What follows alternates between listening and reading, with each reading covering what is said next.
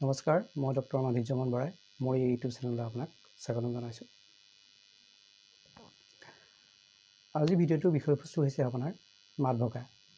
মাত ভাগিলে কি কি লক্ষণ দেখুৱায় আৰু ইয়াৰ লক্ষণবোৰত কি মেডিচিন ব্যৱহাৰ কৰিব পাৰিম, এই ভিডিঅ'টোৰ জৰিয়তে আপোনালোকক জনাবলৈ ওলাইছোঁ। মাত ভাগিলে সাধাৰণতে এনেবোৰ লক্ষণেই দেখুৱায় যে ঠাণ্ডা লাগিলে কেতিয়াবা মাত ভাগে, আপোনাৰ চিঞৰাৰ কাৰণে কেতিয়াবা মাত ভাগে, অতিপাত ৰ'দত থকা বা বেছিকৈ যদি আপোনাৰ তাপ লাগে তেতিয়াও আপোনাৰ মাত ভাগে, কণ্ঠনলীত যদি আপোনাৰ পুৰণি হয় তেতিয়াও মাত ভাগে, আৰু সাধাৰণতে কিছুমান মহিলাৰ কি হয় আপোনাৰ ঋতুকালৰ সময়ত মাত ভাগে। আৰু এইবোৰ লক্ষণত যদি আপোনাৰ দেখুৱায় তেতিয়াহ'লে আমি হোমিওপেথিক মেডিচিনত এই দুটা মেডিচিনেই ইউজ কৰিব পাৰোঁ।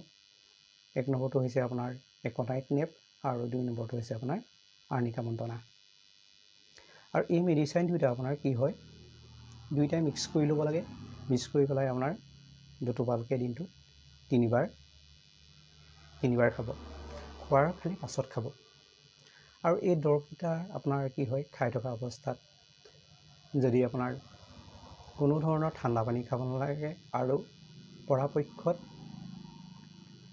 গৰম বস্তুৱে খাব আৰু ডিঙিত সদায় কাপোৰে মেৰিয়াই ৰাখিব।